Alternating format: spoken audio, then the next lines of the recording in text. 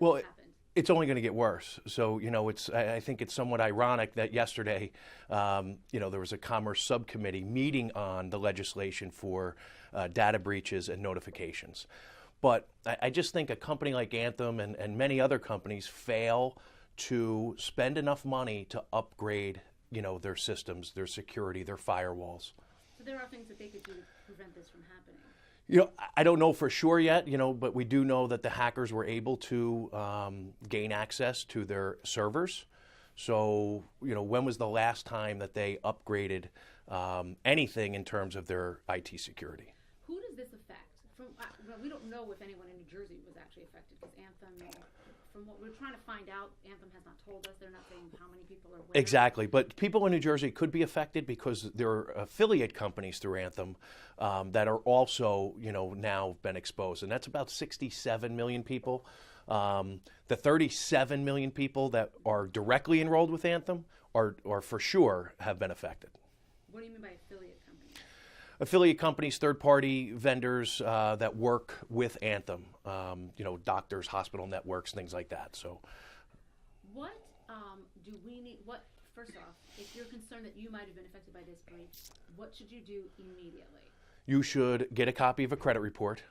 Take a look at it. Obviously, look for any red flags, accounts that don't belong to you, addresses, recently added addresses that you have never lived at. So one of the things that the identity thieves do is they try to establish a completely new identity, and they'll use a different name, a different address, but they're going to use your social security number. So look at the report, and then, unfortunately, in today's day and world, you really need to be involved in a credit monitoring program that also has the resolution services, because people always say, Paul, what if I get the alert that somebody just tried to open up a credit card or multiple cards, or they're leasing a car or buying a house? So the average person doesn't know what to do. So make sure you have some type of resolution service that goes along with the credit monitoring. And I say it's unfortunate because the free services that are out there are just inadequate. So people are going to wind up having to pay anywhere from $10 to $20 a month for that service. But it's the world we live in. Yeah, Tom, tell me about a little more about these programs. These are not things that are offered through the government. These are not things that are offered, those free, like what I did, the free fraud. The fraud alert, so if you know you've been affected, you might want to even go take it a step further and put a security freeze on your credit reports. And that means that no one, including you, would be able to gain access to your credit reports without first providing a PIN or a password.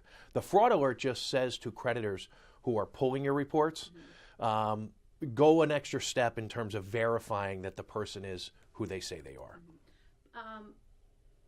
How would a credit report help me?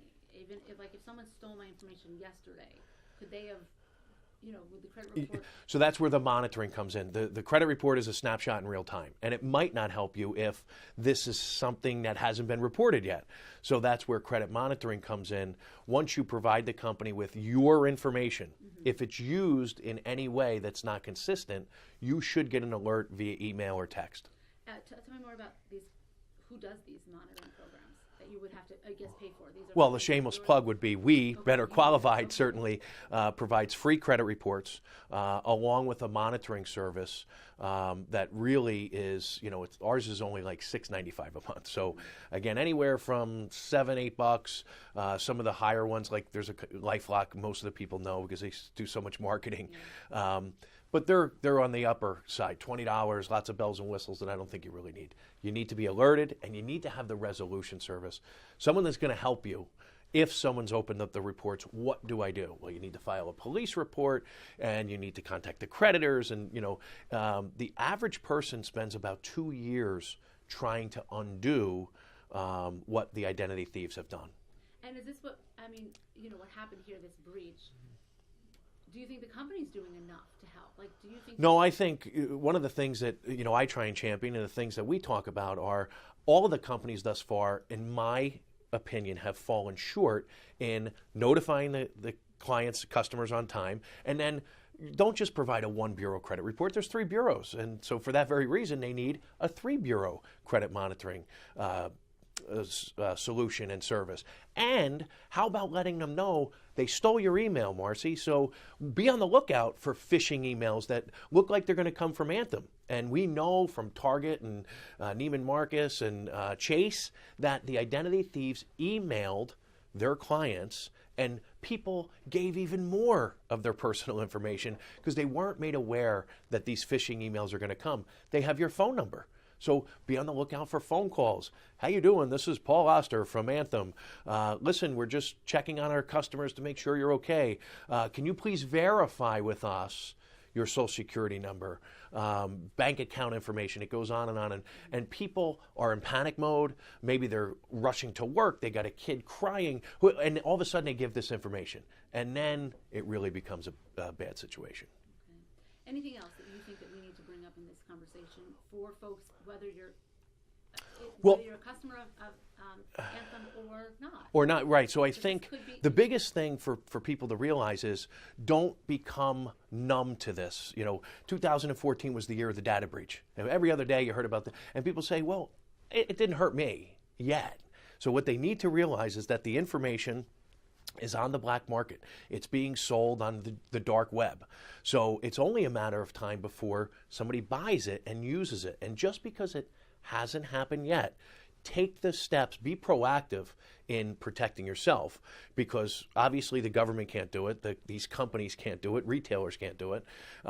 We lock our front doors, we lock our cars, we lock our phones, but we fail to lock our identities down.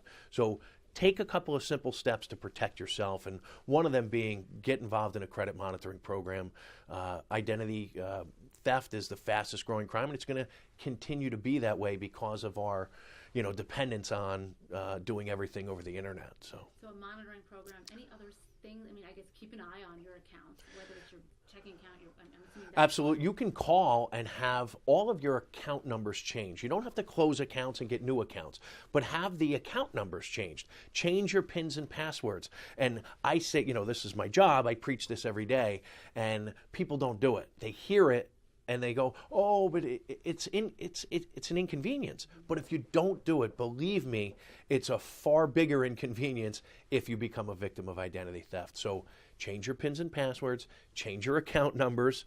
You don't have to get new accounts, but certainly change them. And then obviously you're going to have to change, you're going to have to alert the creditors. Maybe you have auto draft and auto pay and all that stuff. But if it takes you an hour, you're done. If you're a victim of identity theft, like I said before, it could take you years, and it can be financially, devastating along the way.